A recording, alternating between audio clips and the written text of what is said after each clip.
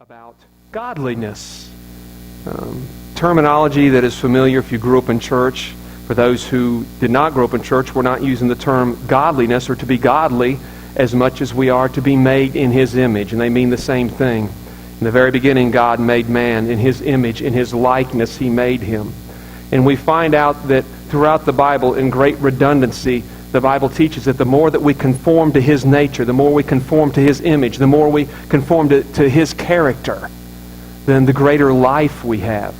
And I know that I always go down this road a little bit, but we're in a unique time in church history where we're in major mind renewal, and we're trying to get, it's like a Wednesday in church history, and we're trying to get people over a hump right now and to move on into some deeper things. But for that to happen, it takes some hardcore cleansing. Before you can do some construction, you got to do some destruction sometimes. And so we try to do a little bit of both. We try to tear down a little bit and build up a whole lot. And whatever we build up, we realize there's only a percentage of retainage there, because within hours the old becomes back into play and begins to pull on the fresh revelation of God. And so I'm intentionally redundant, very intentionally redundant. It's not because I forget that I have already said some of those things before. No, I remember that I've said those things before.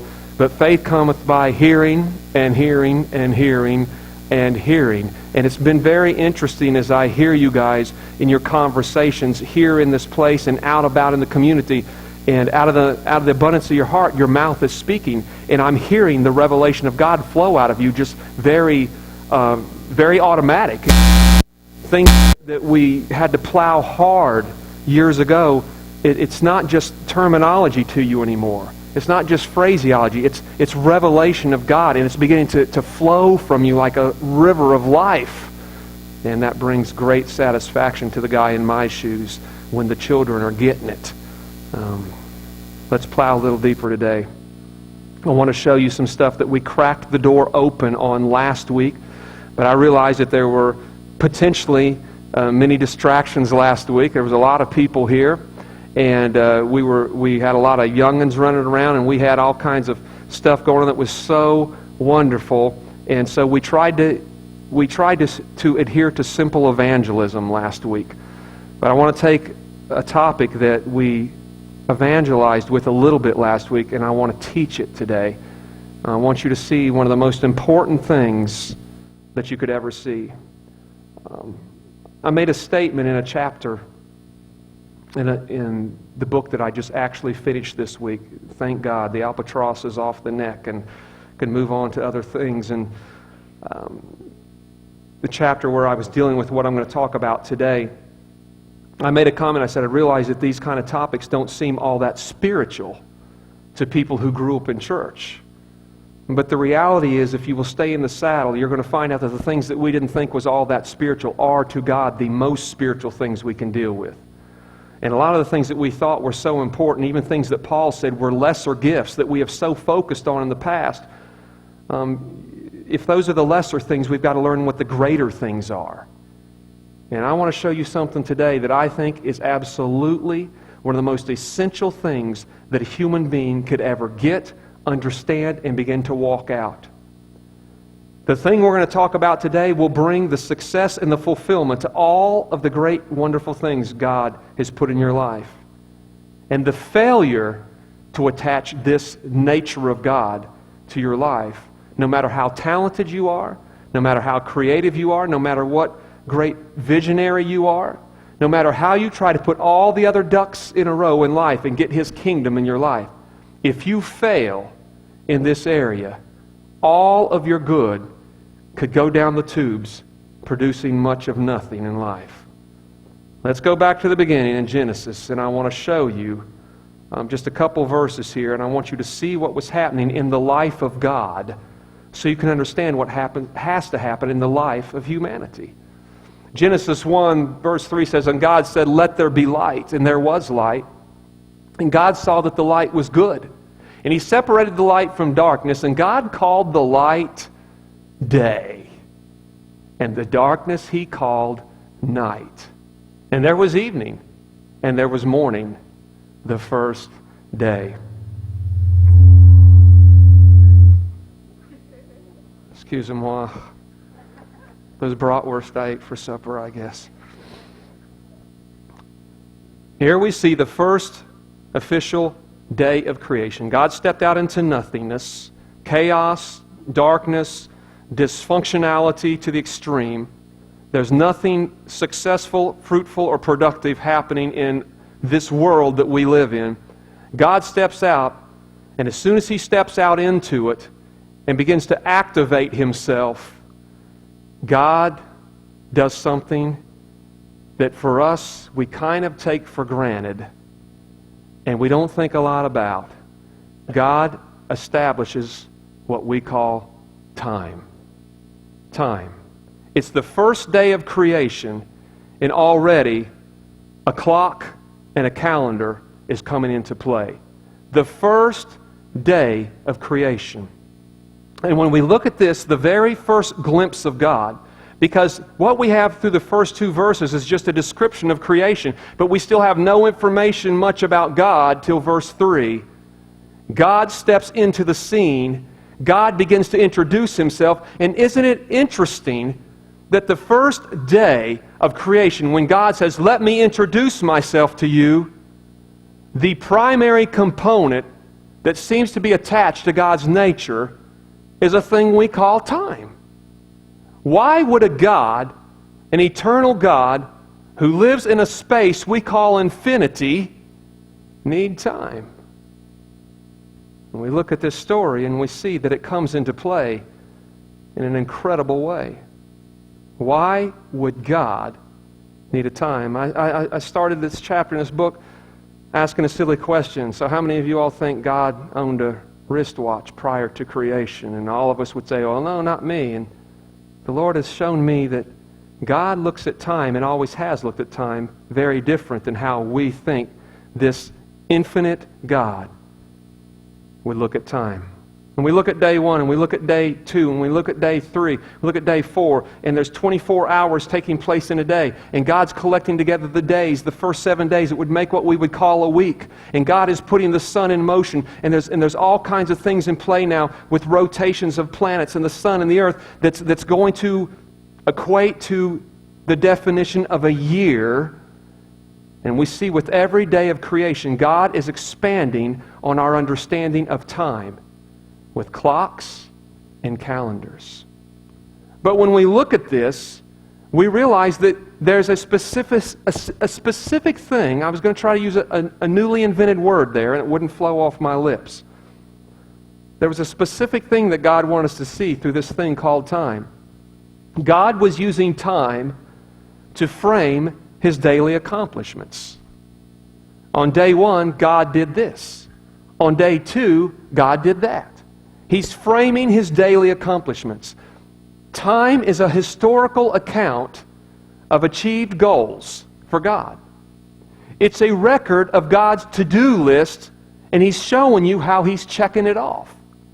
Man does not exist yet. There is no reason for time to exist yet. It's just God and what God is doing, and yet our first introduction of God, we find out that even in infinity, time is still very relevant.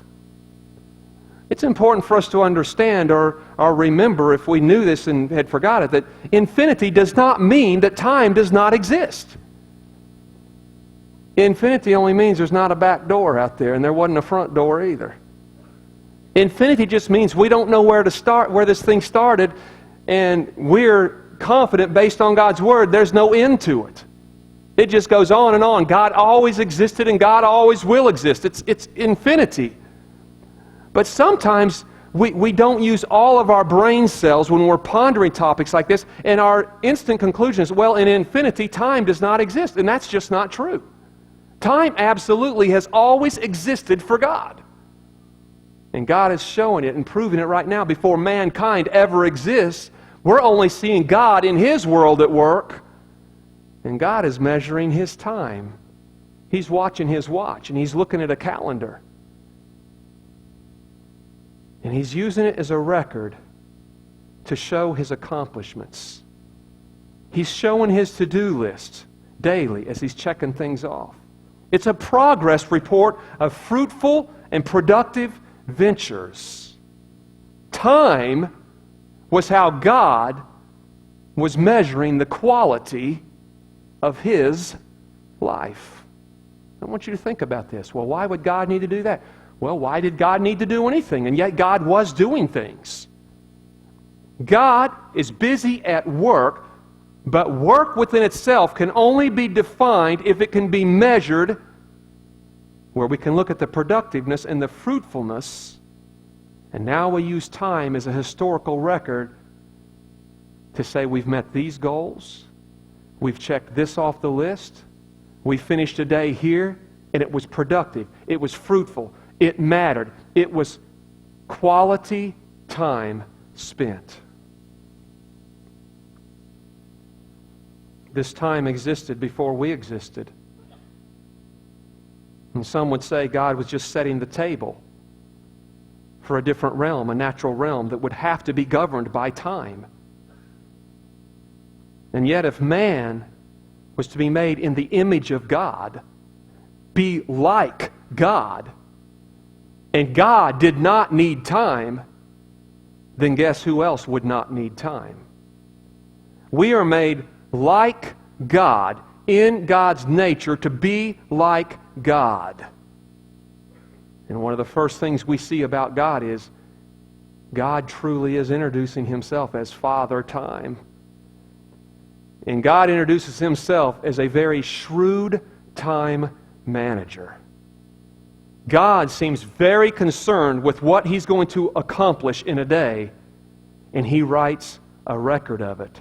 Then He creates man in His image, in His likeness, and He introduces man to the concept of time, which has always existed. Yes, it's different in God's world than our world. 1,000 years to us are like a day to God.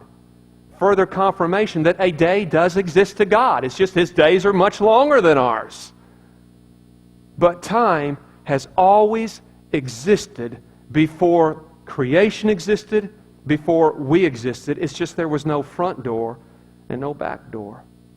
God, in redundant form, speaks about time throughout the Bible. Time. We talked about last week, and I'm not going to go back down these roads in detail, but Psalm 90, we read from that last week, that Moses wrote. A man who wandered 40 years in the wilderness, coming into a very harsh self-realization that he was accomplishing very little, if anything, with his days. In the midst of him just wandering around in circles in dry, barren places, he writes Psalm 90. He says, wow, life is like the grass of the field. It sprouts up in the morning, the sun comes out, it dries up, it withers, and it's gone. You say, man, I'm looking back at my life and I'm asking myself, where did it go? What am I doing with it? What do I have to show for it? I'm wandering in circles here. It would be that same psalm that later on He would speak to us many generations later and say, number your days aright. He's almost in begging, in pleading mode. You can hear it in his heart as he pens those words. Please, number your days aright. They're going to be gone before you know it. We spoke about James last week. James, who presented life as a mist that rises in the morning. And once again, the sun, life, happens and it dissipates and it's gone. He says it's a mist. It moves in, it moves out, it's gone, it's over. Solomon, a man who was considered, and still today by many considered, one of the wisest men that ever lived. His writings revolved around time management. There's a season for this and there's a season for that.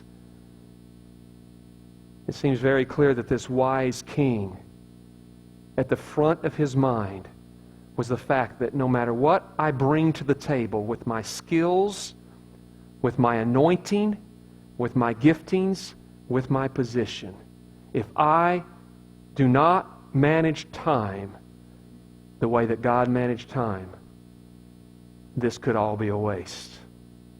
The Bible, redundant, from cover to cover, with great emphasis on time. Bible stories, familiar Bible stories, unfamiliar Bible stories, all told within the boundaries of generations, years, months, days, and hours. Take notice of that as you read the Bible, as you do your devotions. Begin to notice how many stories that they're integrated all through the story are timelines. The report of what is being accomplished during frameworks of time.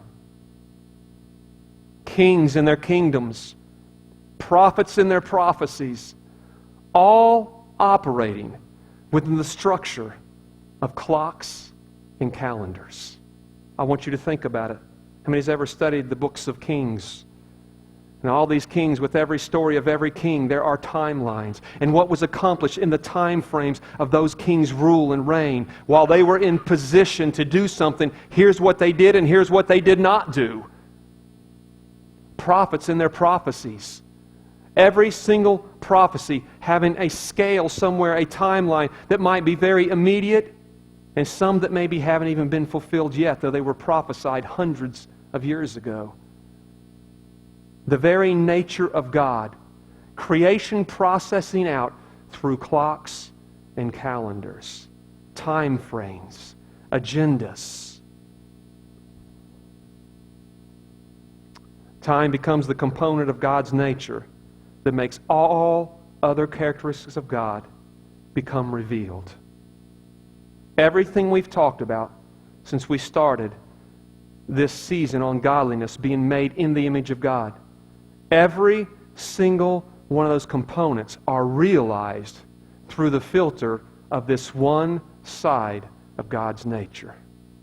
You can be the most creative person on the planet and be a terrible time manager and die understanding why Moses said, "Number your days right." You can have vision, you can be a dreamer, you can have great ideas, the greatest imagination on the planet, but if you don't know how to integrate that in with time management, you are born, you grow old, you die looking back at your life going, wow. I mentioned it last week. You want to find the greatest skill sets, unused skill sets in the world? Go to any cemetery. Great dreams buried, literally buried with human beings. Never realized, though they were great dreamers, great visionaries, very creative, all kinds of giftings, all kinds of talents, kinds of anointing from God, things that God put in them, things that they don't even know where it came from, but all these desires, and none of it coming into being for one reason. We forgot time, time, time. As I was pondering this week, I went back and pulled from some old notes. We did a time management class here once. Pulled from some old notes, pulled from some personal experience, things I've observed in you guys, all humanity, and mostly things I've observed in myself. Areas where we are very clearly failing in time management, and we're wondering where the breakdown is. We can't figure it out. And I'm telling you that I believe one of our single biggest failures, one of our single biggest sins in life is showing up in our time management skills. It's ironic because some of you grew up in churches just like me that harped on sin all the time. Sin means missing the mark. It doesn't mean to do bad things. It means to miss the mark. Miss the mark of what? Miss the mark of who God is, becoming like Him. That's all sin is. When the Bible refers to sin, it means here's how God is and here's how you are, and you're missing the mark.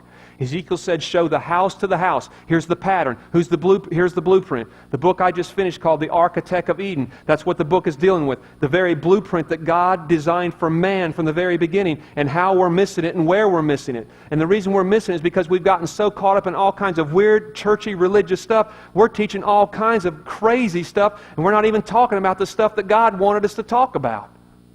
Thank God for a new day in the body of Christ where we're being transformed. We're getting back to the majors. We're not minoring on majors so much and majoring on minors. Where the Bible said much, we're starting to say much. And where the Bible said little, we're starting to say less and less. We've gotten so caught up with all this tree of knowledge of good and evil stuff and the good and the bad and the ugly and all this stuff and trying to get, we just hammered on people, refrain from your sin, refrain. We're working so hard getting people to stop doing some things so they can be godly, which truly has a role in what the Bible calls holiness. But the Bible says that life is found in godliness. Power is found in godliness. Fruitfulness in life is found in godliness, which means I've got to be like God. Who is God? God is Father Time. And God sets the record in motion early on.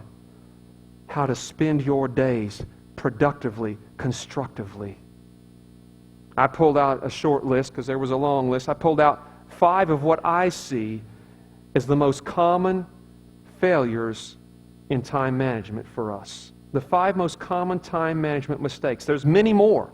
And every one of these could have plenty of subcategories. And all of these are somehow linked to one another. Let's see how many of these that you can personally relate to today.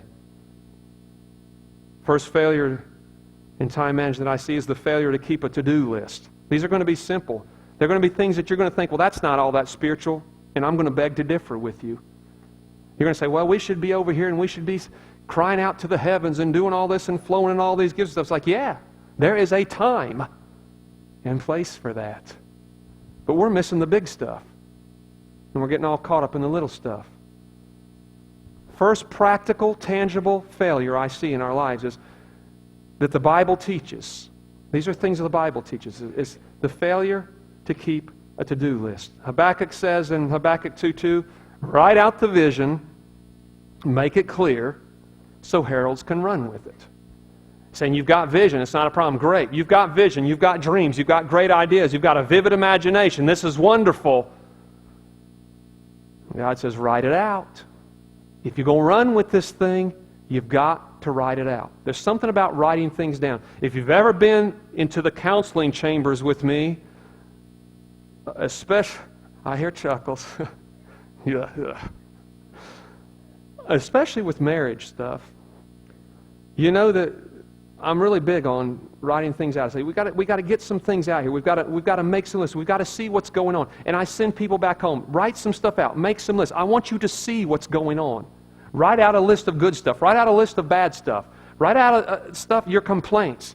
Write out the stuff that you're happy about. Write some stuff out. You need to be able to look at your life on paper so you can see what's what.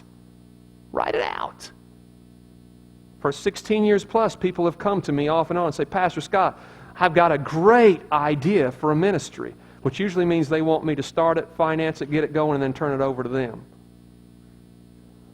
People say, man, the Lord has really put this thing in my heart. It's burning me, and I'm pregnant with this thing, and I'm it's like, awesome, because that sounds like something we're really missing here, and we need that.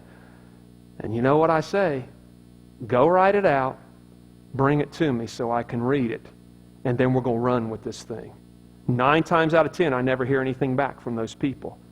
Let me tell you, if you can't write the vision out, you don't have a vision. We've got to be able, God wants us to know that we've got to look at our lives and be able to write things out in detail. To-do lists are very important. Here's what I need to do in life. The first picture of God in His activity was God showing you His to-do list and checking it off. On day 1, we're going to do this.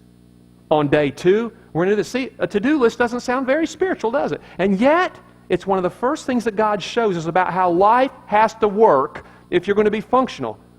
You've got to have a to-do list, and you've got to be, is it Nike, just do it? Just do it. You know what the check mark's about, right? Those of you that didn't get that think it's the Nike swoosh, it's the Nike check mark. Just do it. It means just do it, check it off the list. That's what the logo is about. Just do it. You've got to make a checklist so you can see where you're at in life. I can't see where I'm at in life if I don't write things down. I come in the mornings and I make lists of everything that I need to do. Here's the phone calls I need to make. Here's the people I need to check on. Here's the administrative things I need to do. And I make a list, and all day long I'm checking on that list. And more days than not, I don't finish the list, by the way, because there's a lot of stuff that wasn't on my list that pops up during the day. Anyone know what I'm talking about? But I still like to end my days looking at that list, feeling good. It's like, okay, I can go home. I can kick back in the lazy boy, watch some TV, and I can truly recreate and relax today and not be under the bondage of all these little albatrosses that are hanging around my neck tonight because I never got any of them done. We've got to write it out. Second common time management mistake. Very closely linked. You've got to do this to-do list or this one won't work. Failure to prioritize. Failure to prioritize. How many of you guys believe when you look at the story of creation with God's calendar there, His historical record of achievements and accomplishments, how many of you guys believe there was some priority going on there? That God said, I need to do this before I can do this. If He started on day one creating animals, there'd have been some problems. Okay? God had priority in His to-do list. Familiar story on time management and priorities.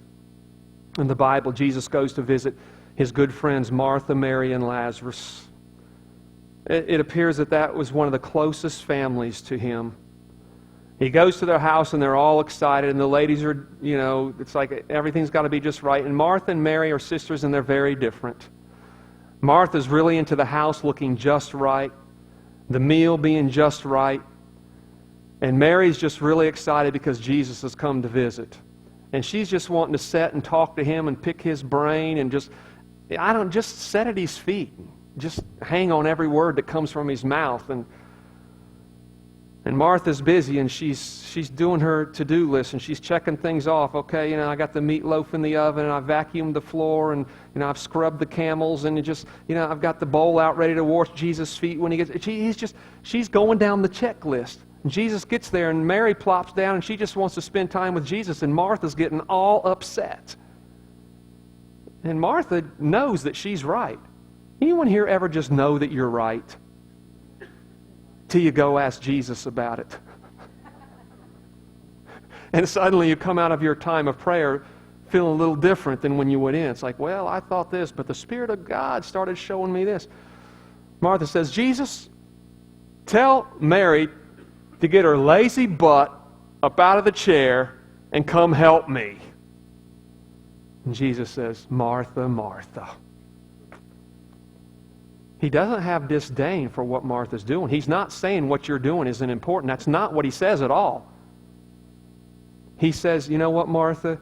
There are many things in life that are important. Many things. But what Mary is doing right now is the most important thing of all. He was talking about priorities and time management. He's saying there's many things that are important, many things we need to do in life, many things that they do have to be done at some point. But He's saying, Martha, you need to learn about priorities. Your sister has learned that. Your sister knows how to do housework. She knows how to cook. She's helped you every day of your life. But right now she has stopped doing that because she has seen there's something more important to do. A failure to prioritize our life. A third common time management mistake, failure to manage distractions. Studies show on average that most people lose 2 hours a day of valuable time through distractions. Now, if I were to ask you, what do you think is the single most common distraction in America that's keeping us from fruitfulness today, what would you say it is? Facebook. Okay, let's take all those things, let's bring it up into one heading. The technical device is called a phone. Studies have shown that we lose on average 2 hours a day. Some people don't. Some people don't lose hardly any. Some people lose 4 or 5 or 6 hours a day through this. It all evens out.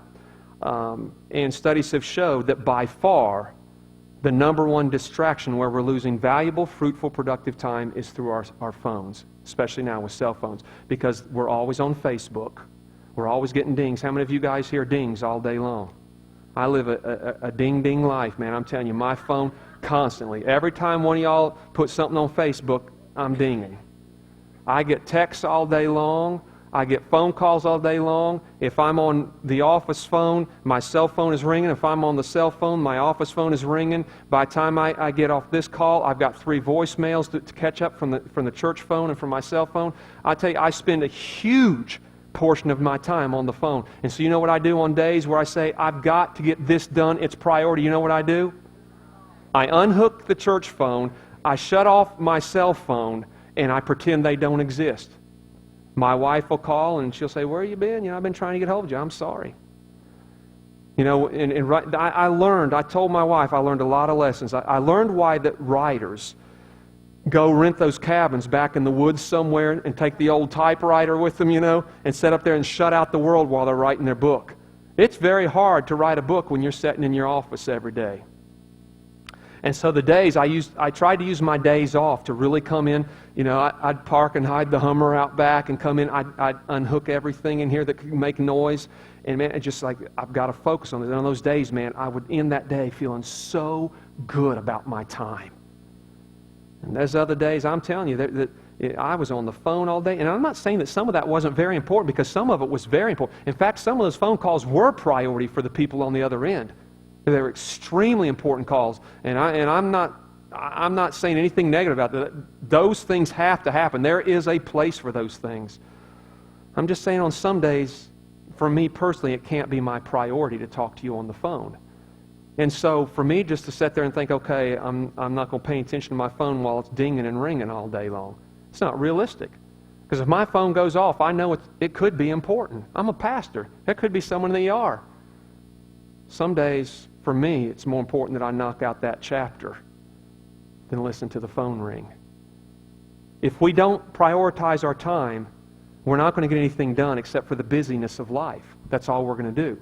We're going to have to, not every day, not all the time, but we're going to have to find slices of time and say, today, at this time right here, it's about this priority.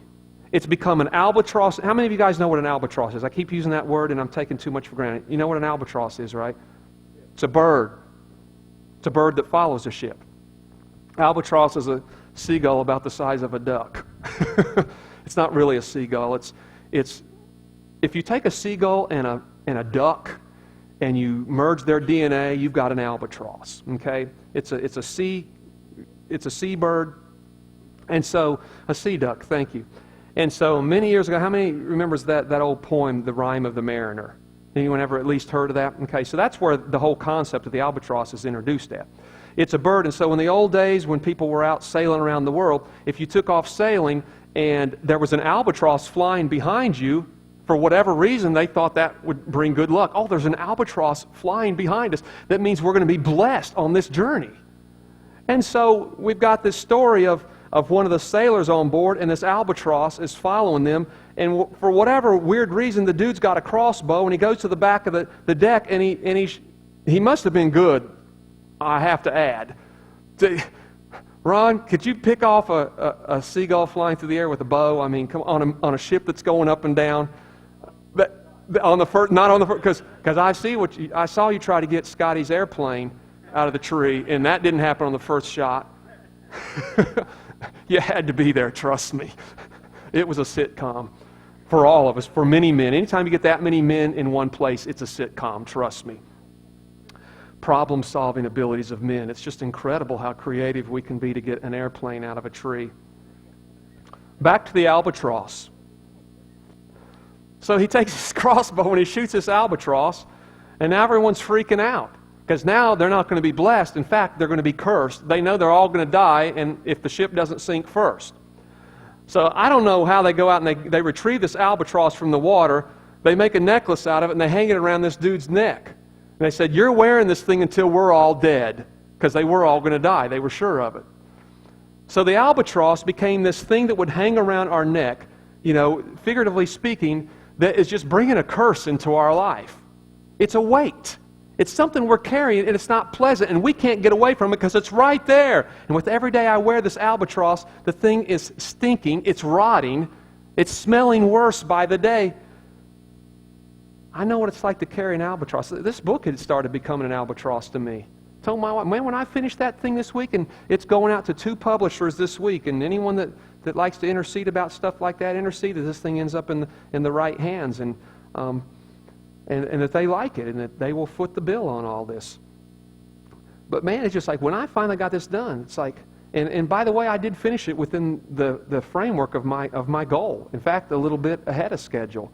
But it still was becoming an albatross to me. It's like it was haunting. I couldn't get away from it. It was taking focus. When I was doing this, I'm back over here thinking, oh, I've got to get this chapter out. I'm thinking about this chapter, and all these ideas are coming to me, and I got to get back there, and someone will be talking to me, and I realize I'm watching their lips move, but I haven't heard a word they've said for 10 minutes because I'm back over here in the book, and I'm praying to God they don't ask me a question that needs a detailed answer. And that's when you find yourself going, and how does that make you feel? And they just got through asking, so where are you eating lunch at today? You've got to learn to prioritize your life because there's going to be plenty of things to take up your time. There's no shortage of things to take up our time. If you got kids still at home, you really know what I'm talking about. Nowadays especially, they're involved in everything. I've told my daughter, you can't be involved in everything. I've told her, you pick 2 things a year.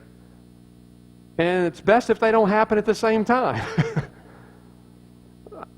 There's some things that we with our family, this isn't with most of you guys, this is just with my family. There's some things my daughter wants to be in, and to her it's important, but it infringes upon the family priorities. My daughter cannot play soccer because we can't get to the soccer games because of my job. And so it goes off the list. There's many things that are taking place in our life you guys need to take off the list or at least put it way back on the back burner. It's just not that important. It needs to be done, Martha. Yes, it's important, but it's not that important. We need to prioritize our life. You do that by making a list. And we manage our distractions. Manage our distractions. The Bible says to fix our eyes on the prize. It's talking about managing distractions. The Bible talks about setting our face like flint. That's Jewish colloquialism that's talking about managing distractions, getting focused on the thing, get your eyes set on that thing like flint. Flint is a hard stone that isn't moved with different weather patterns and the winds and the storms. It's set, it's right there. I'm looking at what I need to look at. I have prioritized this thing, and this is the first thing on my list. It's got to be done. Have you noticed that when you knock out the priorities, how much easier it is to do the other things on the list, even enjoyable at times. But try to get the things on the bottom of the list and start doing them before the things that are priorities. It's just all labor intensive, isn't it? It's all just very labor intensive. A 4th common time management mistake: failure to set goals. Failure to set goals. Failure to set goals. How many of you guys understand what a goal is? A goal is something that's in our heart. It could be a dream, a vision, just something we want to do, or something that really needs to be done. We're going to paint the house this summer. You know, I had a goal for Ron. Was it 2 years ago, Ron, you painted my house? I had a goal for Ron to stain my house. He achieved my goal, by the way. We have things that need to be done. Family things, home things, job things, spiritual things. We set goals and we say, this is something I need to do, but the goal isn't just saying, this is what I need to do. The goal is framing it in with time. Saying that here's what I'm going to do, and I'm going to accomplish this by this date, this time. My goal for this book was that I would finish writing this book and having it edited by the end of summer. Now the book is finished. It's going off to an editor tomorrow, and they've told me to expect 3 weeks, up to 3 weeks, for final editing and the approval of whether or not they're interested in it. So I may just barely cross my timeline, but the goal is still attainable, and it makes me feel good about my life. I'm not just wandering in the desert, going around in circles. I've accomplished something. Goals become the mile markers in our life. I'm heading to mile marker 76. I'm at mile marker 76. Now mile marker 76 is in my rear view mirror, and I feel good because now I can move on to mile marker 77. I need you to hear what I'm saying. We're needing to move on. Paul describes our life as a journey that is a race. It's a race, which means we're constantly supposed to be changing the view. New places. Not just going around the same mountains like Moses and Israel did in the wilderness. We're supposed to be like the Joshua generation who crossed the river, and if you've read the story of Joshua, every new story is at a new location. Have you noticed that? We're going to cross the river and we're going to Jericho's first stop, man. We're going to take Jericho. And then after Jericho comes Ai. It's spelled A-I. It's the battle of Ai. It's pretty neat if you really think about it. And they're going to conquer some things at Ai, and they're going to move on from there. It's just like Moses' generation, round and round and round they go. They're just getting dizzy in life, accomplishing nothing, going nowhere. The Joshua generation is constantly moving to new territories, taking new territories, and accomplishing new goals. And Joshua is a great time manager. He always brings his generals, his priests together, and he says, here's what we're going to do, and here's the time frame we're going to do it. We're great time managers. We can work hard at life, shooting for the things we want to accomplish, but without goals, we'll never reach our destination because we'll never know where we're at. Goals is what tells us where we're at in life. Day one, God did this. At the end of the day, He saw it was finished. He said, this is good. This is good. God finished His days very different than our days. God finished every one of His days saying, this was a good day. And we're finishing our days going, this day stunk. I didn't get anything done today. I'm getting so far behind, I don't even know where to start anymore. And it begins to eat at us spiritually. And it begins to eat at us emotionally and mentally. And now it's bleeding into our marriage. And it's bleeding into our children. It's bleeding into our job. And we're trying to figure out what's broken. Who is it? Who's messed up around me? Who's doing this to me? I say with confidence that if the people of God could follow in the nature of God's footsteps and become decent time managers, you will be shocked at how the debris field of your own mental and emotional makeup begins to clear. We're blaming our spouses for things. We're kicking the dog. We're beating the children. We're hard to get along with in our jobs. We're just so upset inside, and it's only because we're so discontent and dissatisfied because we're not measuring our days aright. We're not living our days productively. And God wired us in a way that we would be very discontent. You've got to set goals. Husbands and wives, what are you doing? What do you want to do around the house? Set a goal. My wife and I are in a bunch of house stuff right now, and I've been afraid to set goals because I haven't been able to set goals for the house till the goal of the book was met. I said, the book is first. The book has to be finished. Then we're going to move into the house. And so yesterday, a big yard sale up in our neighborhood. A bunch of y'all were up there. Thank you for your encouragement. Your purchases didn't help us that much, but your encouragement was appreciated. It really was, actually. We enjoyed a lot of you guys coming by and visiting. The cars were down there peddling stuff, and we're all trying to get rid of our junk. And now this thing is finished, and I'm getting focused on this, and now I have a goal because I'm going and picking Mom up at the airport on September 8th, and once I move Mom back in till Christmas, I know I can't tear the house up. It just ain't going to happen. It won't be good. So now I know I've got until September 7th to knock out these 2 rooms that I need to do. So I have a goal. And I'm looking at the calendar. I'm literally looking at the calendar. I'm looking at things that need to be done. And I'm looking at where I can take a half a day off here, use my day off there, spend this Saturday here, and how I can meet these goals. If I don't have goals, I never finish anything. You may. I don't. When I don't have goals, I never finish. And when I never finish, I'm never really happy with my life. Got to have those mile markers. The 5th most common time management mistake that we're going to talk about today, and we're going to move on, is the topic that we broached last week. The common one, procrastination.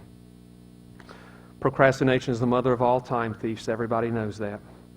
The only positive that I've found in procrastination is that you always have something to do tomorrow and the day after that and the day after that. You never get bored because there's always something to do if you're a procrastinator.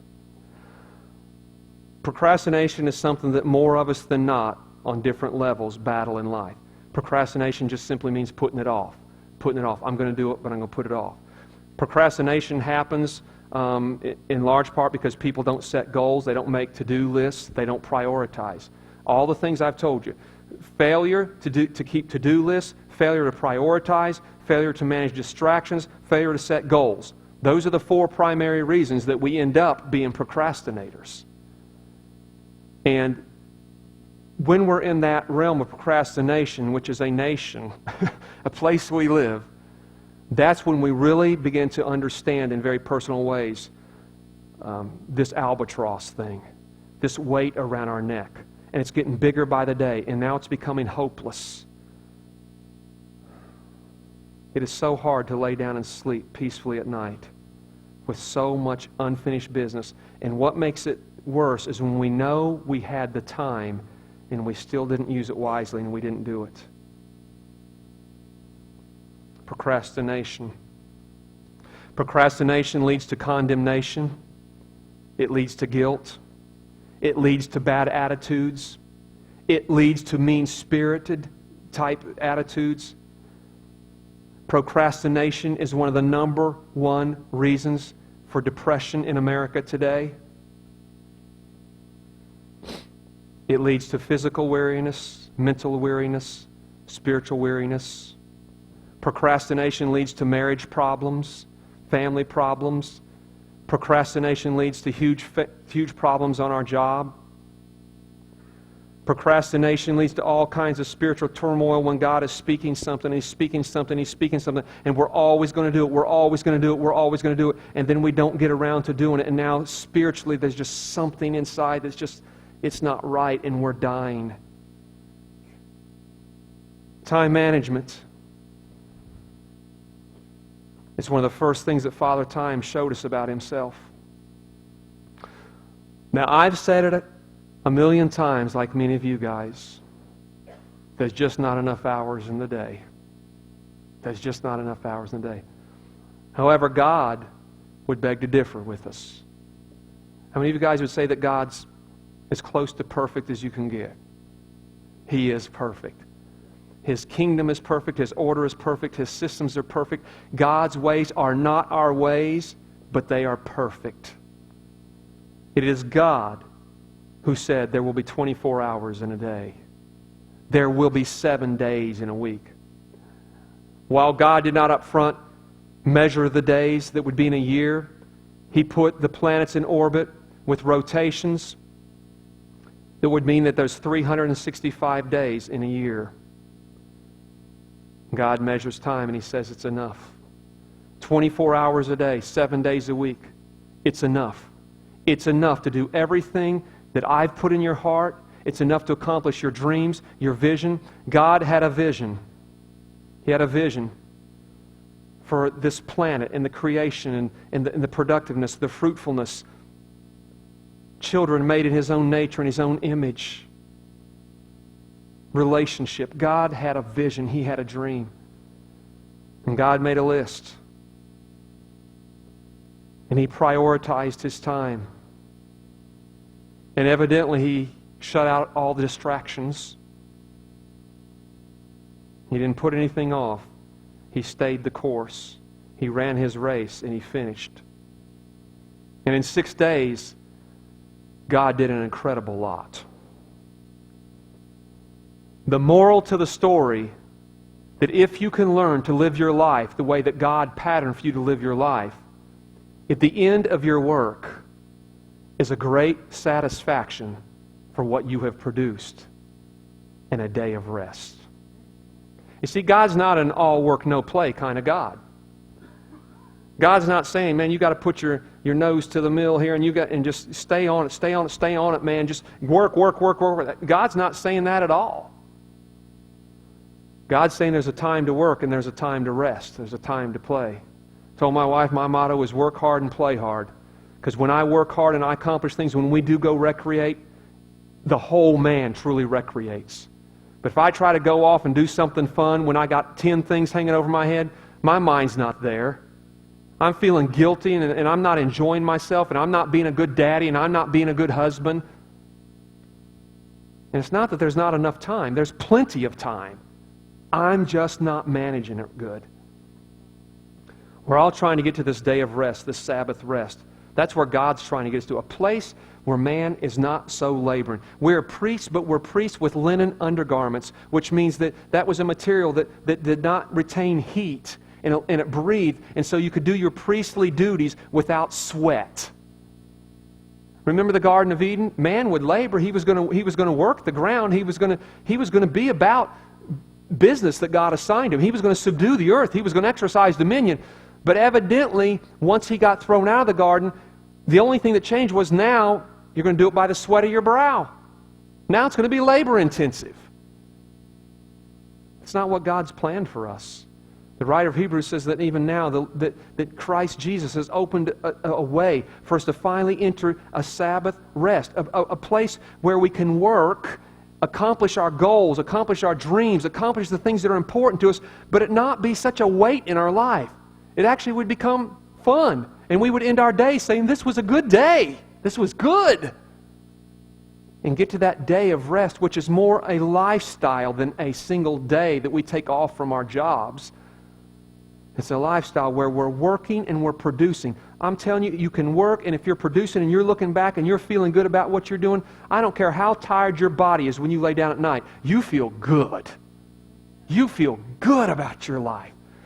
That is more spiritual than you could possibly know. We get all hung up on all this other churchy stuff. I'm telling you, you cannot get more spiritual than what we're talking about today. God said, do this. Manage your time well. Be productive. Be fruitful. Finish your day saying, this was a good day. Jesus would describe that world later on as life and life abundant.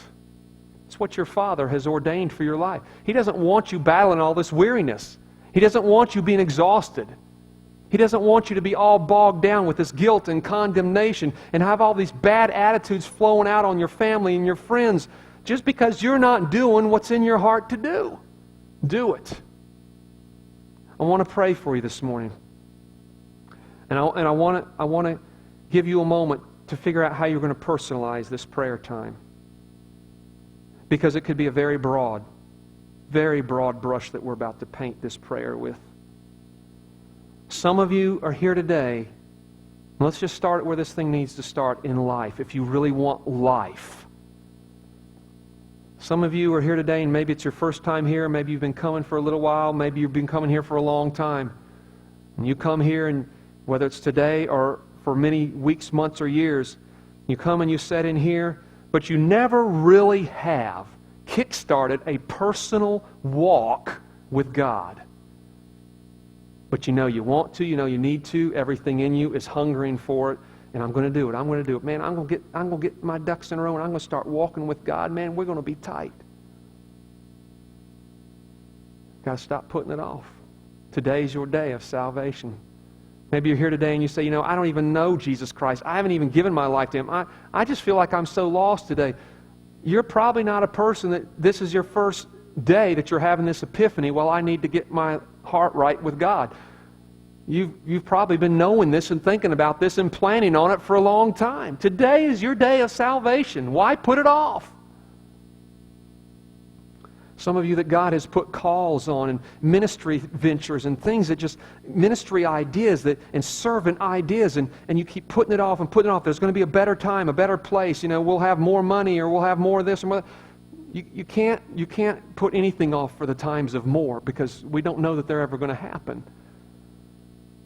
Today's your day. Buckle down and do this thing, man. Kickstart this thing. Go home. Write this thing out. Get your ideas on paper. Bring it to me. Let's put your plan in action, man. I'll back it. I'll be your biggest cheerleader. Within reason, I'll finance it for you. We'll do this thing together. But don't keep putting it off till someday. Those of you that are married, plans to have a better marriage. We're going to start spending more time together. We're going to start dating. We're going to start talking more civil to one another. Start today. Do it today. The longer you put it off, the less likely it is for that day to ever come. I'm telling you. We get settled into ruts and family things, spending more time with my kids, specific things I'm going to start doing with my children. You better do it before you blink again. It'll be too late. Boy, I am by no means the perfect daddy. If you don't believe me, ask my daughter. But I am so trying to prioritize my time with that child. I have watched as your children has grown up, people that I have already pulled up here and married off and been and dedicated their babies, and just yesterday they were this tall running around that old building over there. I'm thinking, that's going to be my daughter. I'm taking days and I'm pulling her out of her program at the fitness center, her summer program, saying, come on, we're going to do something today. And I haven't checked a whole lot of things off my list that I put on my list, but we're checking some things off. It matters. It's important. It's priority. We can't just keep putting it off. It's going to be too late. We're like the grass of the field. We're like the mist of the morning. And it's going to pass. Today's the day. We need to determine. No, I'm going to be like God. Because if I become like God in just this one area, now the collective of all these other attributes of God, here's the umbrella they all come together under. My creative nature, my optimistic nature, my ability to dream, my nature to adhere to God's kingdom of order and getting my ducks in a row. It all comes into play under one umbrella. Time management. All of it. Why don't you stand with me? How many am I talking to today? Let me see your hand. This one's to encourage you and this one's to confess sin. If I just spoke to you in any of those examples, from not putting off any more time, I'm going to give my life to Jesus Christ today, all the way through all those things I listed, to I'm going to stop putting off all this time that I plan on doing stuff with my family and my kids, prioritizing my dreams and my visions and making these lists and getting this stuff done. If I've talked to you on these levels, just run up here with me real quick. And anyone that's still out there, we're going to let you teach the next workshop. Because obviously you're doing better than I am.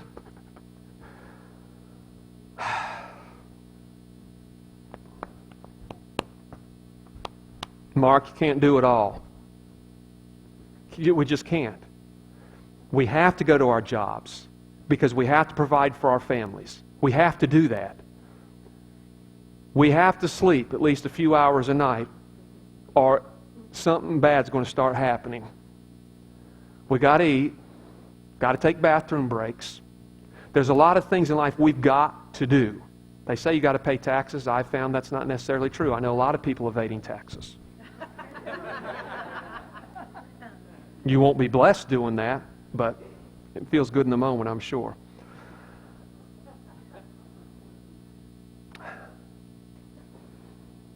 There's a lot of stuff that has to be done. The Lord Jesus would say to you today, Martha, I know there's so much that has to be done, but it's not all equally important.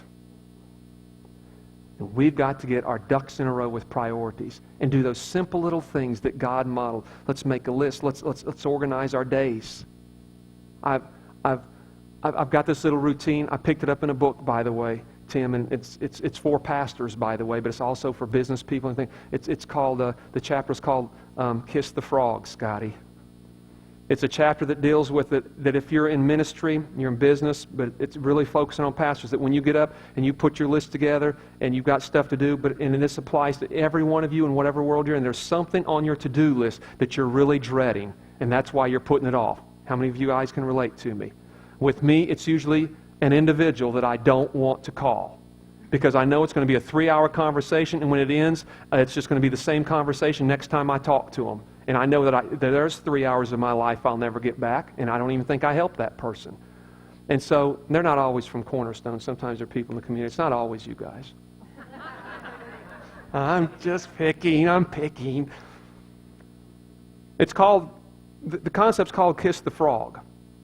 You get up in the morning and you look at your list and you find the most dreaded thing on your list. And the concept is, what's one of the worst things you can imagine? The guy that wrote the book said the worst thing he could ever imagine was kissing a frog.